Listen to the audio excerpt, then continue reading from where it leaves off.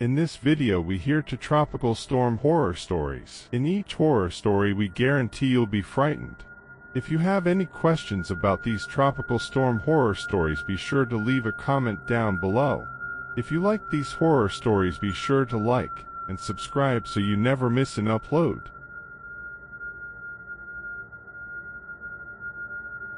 Daniel had always been drawn to the fury of nature. As a seasoned storm chaser, he had faced tornadoes, blizzards, and hurricanes, each encounter fueling his obsession. When he heard about the formation of Tropical Storm Selene, predicted to escalate into a Category 4 hurricane, he knew he had to be there. This was no ordinary storm. The forecast spoke of rapid intensification and an unpredictable path, a perfect challenge. Ignoring the evacuation orders, Daniel drove his reinforced SUV toward the coastal town of Clearwater. The locals were boarding up windows and fleeing inland, their faces pale with fear.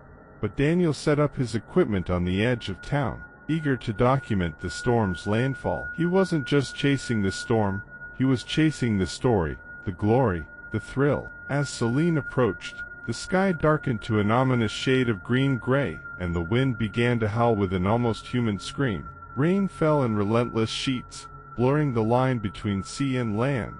Daniel's instruments recorded wind speeds exceeding 130 miles per hour, but he was undeterred. His cameras captured the chaos, the towering waves crashing over the sea wall, the eerie glow of emergency lights cutting through the gloom.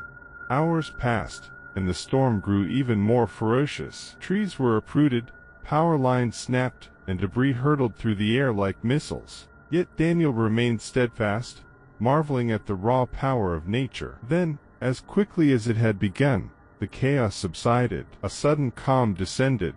Daniel realized he was in the eye of the storm, a momentary respite surrounded by walls of towering clouds. He stepped out of his vehicle, awestruck by the eerie tranquility. The air was warm, almost suffocating, and the light took on an unnatural, golden hue. He had never seen anything like it. He set up his camera to document the moment, but as he did, he noticed something strange. The usual sounds of nature were absent. No birds, no insects, just silence. It was as though the world had been muted.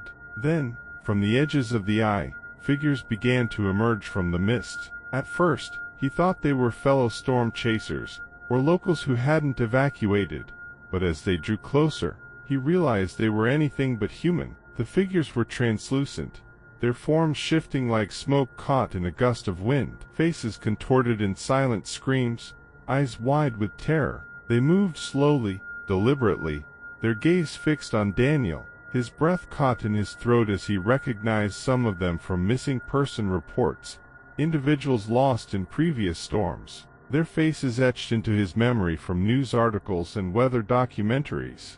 A chill ran down his spine as the realization hit him.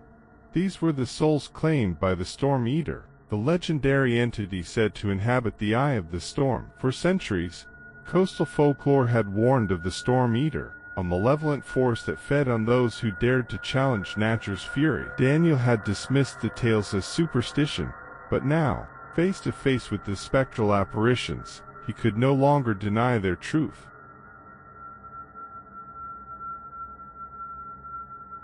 Panic set in. Daniel turned to flee, but the once calm eye had become a labyrinth of swirling mist and shadow. The walls of the storm seemed to close in, the horizon disappearing into a void. His equipment crackled to life, emitting distorted voices, his own frantic calls for help, overlapping with the cries of the lost souls. The sound was deafening, a cacophony of despair that filled his mind and drowned out his thoughts.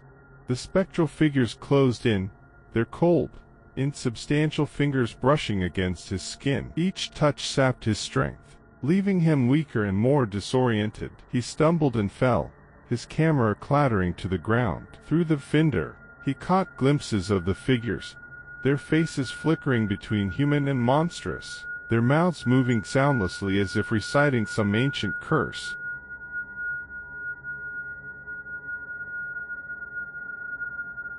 Desperation gripped him. He tried to crawl back to his vehicle, but the ground beneath him shifted like quicksand, pulling him further into the heart of the eye. The golden light dimmed, replaced by a suffocating darkness. The air grew heavier, each breath a struggle.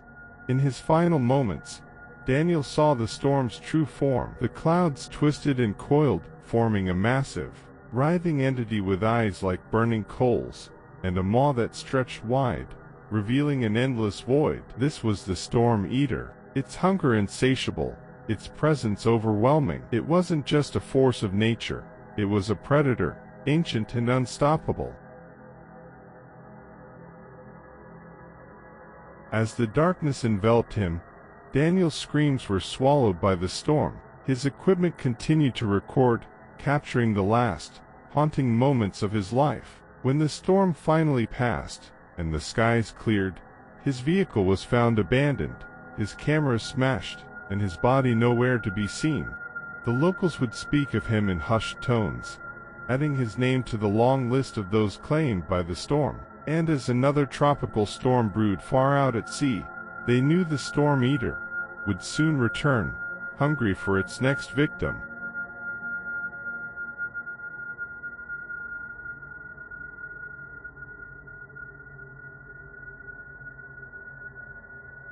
When Tropical Storm Mara loomed on the horizon, the residents of Bayhaven knew they were in for a fierce battle. The small coastal town was no stranger to hurricanes, but there was something different about Mara. Meteorologists struggled to predict its path, as if the storm had a mind of its own. Weather radar displayed swirling bands that pulsed with strange, intermittent flashes of light. The storm seemed alive. For Erin Carter, a marine biologist stationed at Bayhaven's research facility, Mara was more than a storm. It was an anomaly.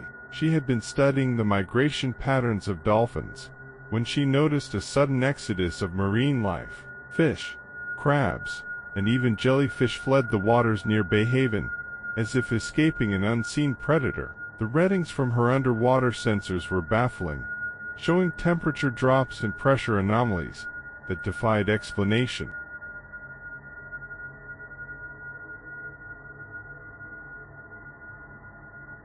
As the storm edged closer, evacuation orders were issued. Erin chose to stay, determined to understand what was happening beneath the waves. She holed up in the research center, surrounded by monitors and equipment, her curiosity outweighing her fear. The night Mara made landfall, the town of Bayhaven became unrecognizable. Wind howled like a beast in agony, tearing through homes and uprooting century-old trees. Rain lashed the streets in torrents, flooding everything in its path. RIN's research facility, built on higher ground, held firm against the storm's fury, but its walls trembled with each gust.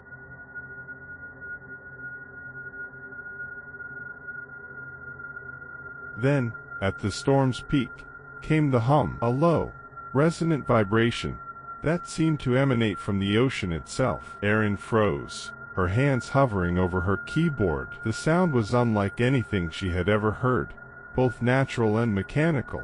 A deep thrumming that set her teeth on edge. Her monitors flickered, and the underwater sensors went haywire, spitting out data that made no sense, depths shifting, temperatures plummeting, and a pressure reading so high it should have crushed anything in the vicinity.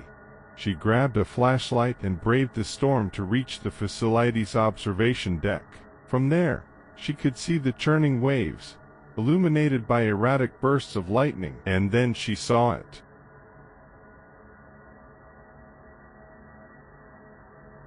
A massive, serpentine silhouette rose from the water, its form partially obscured by sheets of rain. It moved with unnatural fluidity, its scales glinting like polished metal in the storm's chaotic light. The hum grew louder, vibrating through the air and ground. The creature, if it could be called that, turned its massive head toward the shore. Toward her.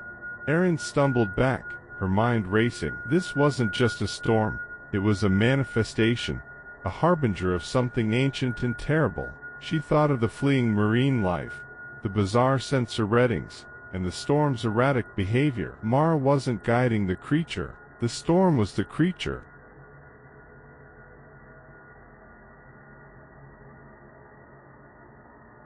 A deafening crack snapped her out of her thoughts. The observation deck's windows shattered as a surge of water crashed against the facility. Erin was thrown to the floor, her flashlight skidding away. She scrambled to her feet, water soaking her clothes as the facility groaned under the strain. She had to leave, but the roads were flooded, and the storm raged on. She made her way to the facility's emergency radio, praying it still worked. Static greeted her at first, but then a voice cut through, frantic and distorted. "If anyone can hear this, stay away from the coast. The storm the transmission cut off, replaced by a guttural roar that made Rin's blood run cold. It wasn't human, nor was it anything that should exist.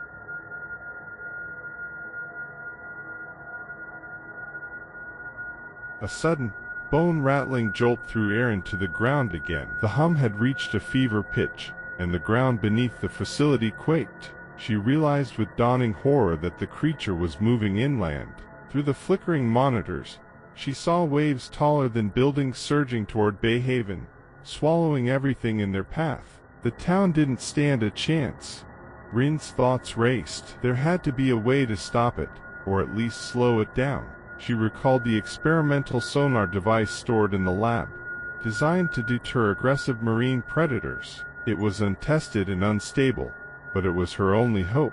She rushed to the lab, wading through knee-deep water. The device was bulky, a cylindrical contraption bristling with wires and dials. She powered it up, the hum of its activation blending with the storm's malevolent thrumming. She dragged it to the highest point in the facility, aiming it toward the ocean.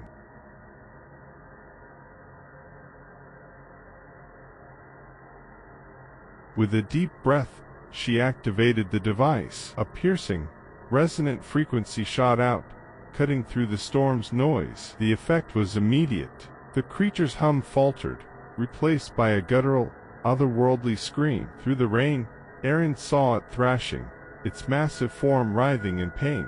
The waves it had summoned began to recede, and the wind lessened, though the rain continued to fall.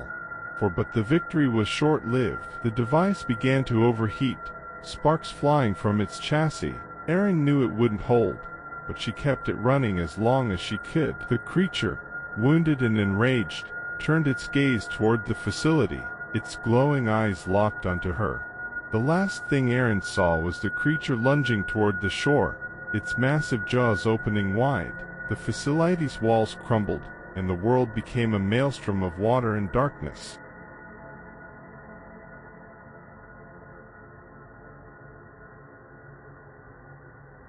When the storm finally passed, Bay Haven was gone. Rescue teams found no survivors, only fragments of buildings and a coastline forever altered. Of Erin and the creature, there was no trace, but the ocean's depths held secrets, and those who listened closely swore they could still hear the hum, a reminder of the storm's toll and the ancient force that had risen to claim it.